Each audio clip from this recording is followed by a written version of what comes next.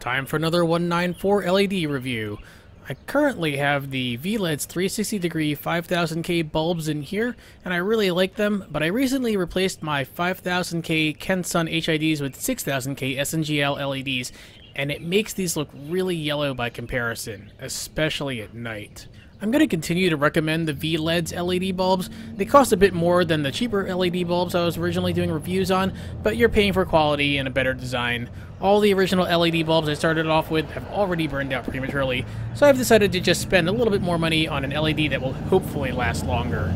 Now, I've liked my SNGL headlight and fog lights so far, so I'm going to test out the SNGL 6000K 194 bulbs.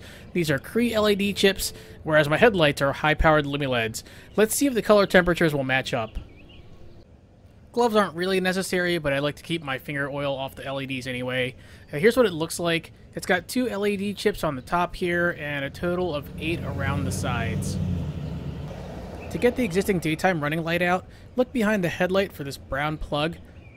Don't grab the plug itself, but grab the base it's connected to and rotate it counterclockwise. And then carefully pull it straight back and out. You don't want to accidentally knock the bulb off into the headlight housing because it's going to suck. I've done it before. Alright, now to remove the old bulb. The new bulb has a nice and secure fit. The VLEDs actually were a little loose and I had to put some heat shrink tubing around it because I was afraid it might fall out. Also, they're not polarized, so you can plug it in either way and they'll still light up. The new bulb is a little longer than normal, but you can still plug it into the socket here without having to unplug the brown harness. When you reinstall it, you'll want to have the wires facing up and turn slightly towards the driver's side, then rotate it clockwise from behind, counterclockwise if you're looking at it from this angle, and that will secure it. Now, it's been about 9 months since I recorded the previous segments, and I was about to say I haven't had any issues with the bulbs so far, but as I was starting to film this part, I witnessed the driver's side LED flicker twice.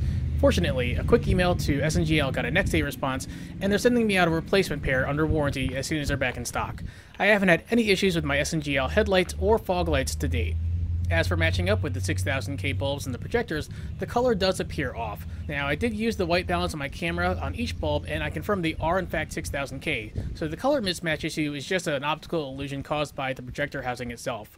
Of course, I'm really only going to be using the headlights at night, so let's see if they look better in the dark. The color difference is definitely much less noticeable at night. They look more or less the same, so I'm going to take this as a win.